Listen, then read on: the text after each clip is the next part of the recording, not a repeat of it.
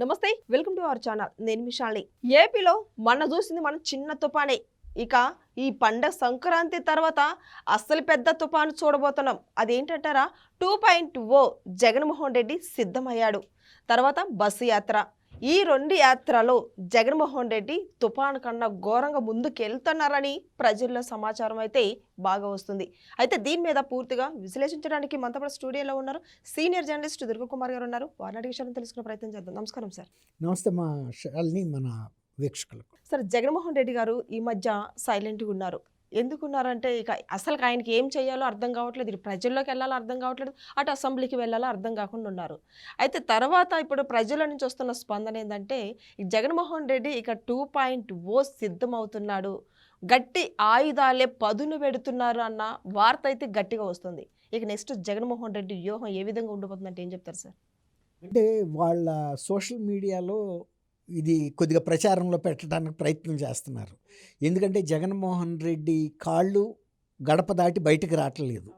ప్రజల్లో ప్రతిష్ట రోజు రోజుకి దిగజారిపోతుంది. ఒక ప్రతిపక్షం అనేది ప్రజల పక్షంగా ఉండాల్సిన వ్యక్తి, పార్టీ వీళ్ళ ఉనికి ఎక్కడా కనపట్టలేదు అనే ఒక చర్చ ప్రజల్లో వచ్చేసింది. వాళ్ళు ఒక నిర్ణయానికి కూడా వచ్చారు. దాదాపు 20 నెలల ఎన్నికల తర్వాత కూడా అసెంబ్లీలోకి వెళ్ళి కనీసం ఎన్నికైన 11 మంది సభ్యులైనా ప్రజల పక్షాన మాట్లాడకుండా, శాసనసభకు వెళ్లకుండా తప్పించుకుని తిరుగుతున్నారంటే వీళ్ళు రాజకీయ పార్టీకి ఉండాల్సిన ప్రథమ లక్షణం ఏదైతే ఉందో అది లేదు. మాకు ఏ బాధ్యత ఇస్తే మేము ఆ బాధ్యతని, ఇప్పుడు నిన్ను యుద్ధానికి పంపుతున్నారు, నువ్వు కత్తి ఇస్తే కత్తితో యుద్ధం చేయాలి, బాణం ఇస్తే బాణంతో చేయాలి, బల్యం ఇస్తే బల్యంతో చేయాలి, అంతే కదా. నువ్వు ఏది ఇచ్చినా అక్కడ పడేసి నిలబడుతున్నావు అంటే నువ్వు సైనికుడు కాదనేగా. అది తేలిపోయింది ప్రజలకి. కాబట్టి కిందసారి సిద్ధమని ప్రతి ఊళ్ళోనూ ఇట్లా మూతి మీద కొట్టినట్టుగా ఇలా ఇలా పంచి అనమాట పెట్టి 700 కోట్ల రూపాయలు ఖర్చు పెట్టారు దాని ప్రచారానికి.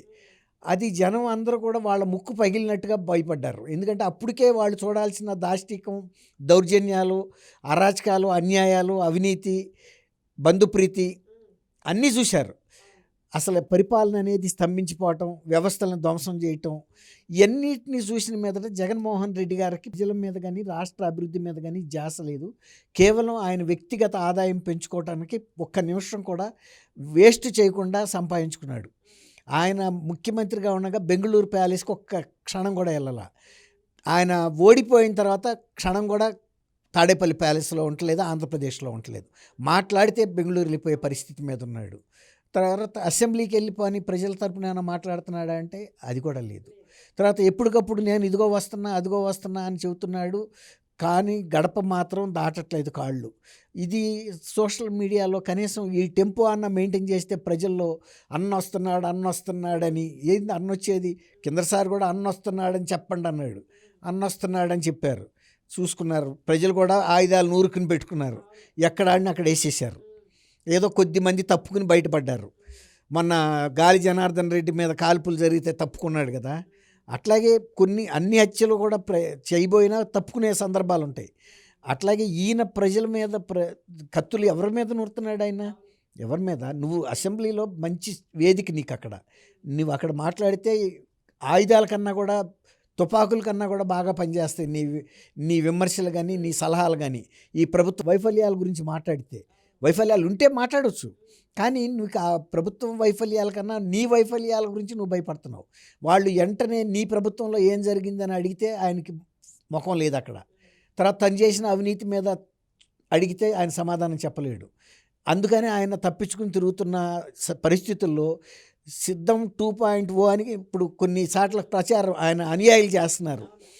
ప్రజలు కూడా సిద్ధంగానే ఉంటారు. ఎందుకంటే ప్రజలకి మళ్ళీ ప్రతిపక్ష నాయకుడిగా కూడా తన బాధ్యత నెరవేర్చకుండా ఇంకొక వంచన చేశాడు ప్రజల్ని.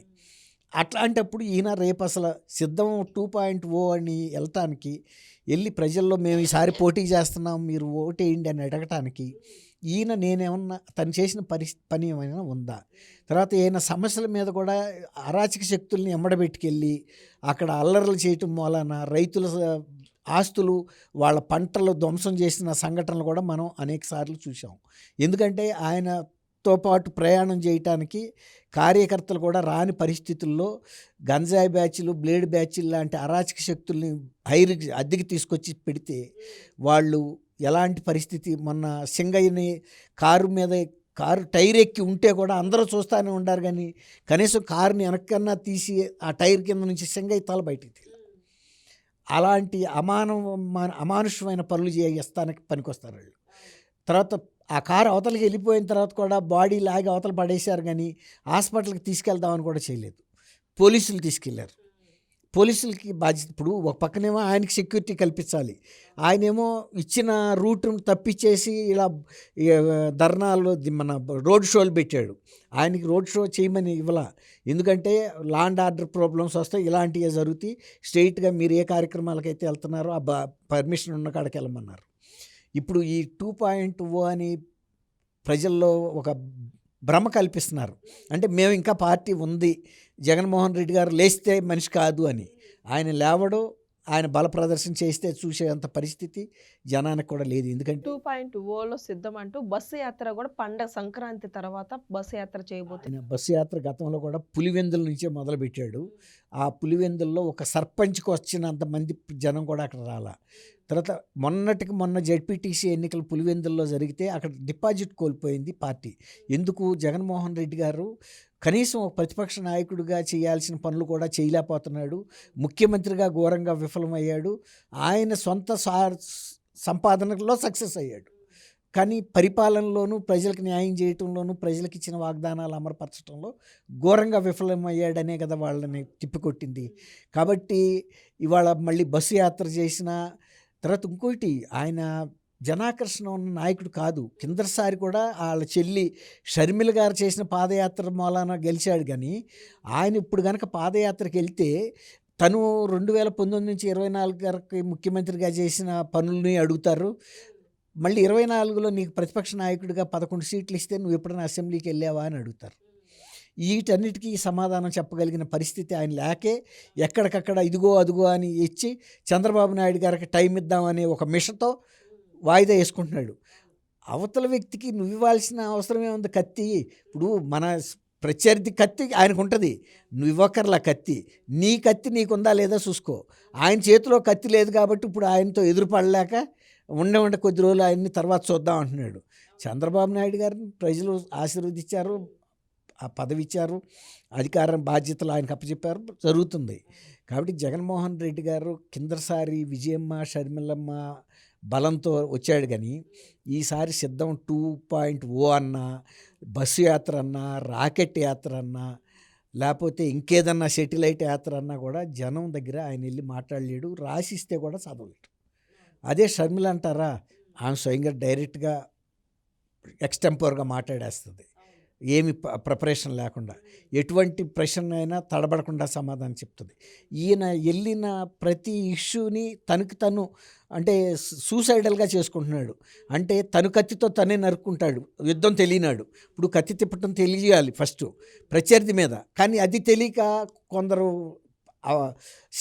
శిక్షణ లేని వ్యక్తులు, అనుభవం లేని వ్యక్తులు వాళ్ళ మెడలు తెగ్గొట్టుకునేవి కూడా ఉన్నాయి. ఇప్పుడు జగన్మోహన్ రెడ్డి గారు అలాంటి విద్యలో ఆరితేరాడు, కానీ సొంత కత్తి సొంత మెడ తెగ్గొట్టుకోవడానికి అవతలాడి మీద అయితే ఆయన యుద్ధం చేసే శక్తి లేదు, యుక్తి కూడా లేదు. Thank you sir. Thank you అమ్మా. శాలిని మన వీక్ష.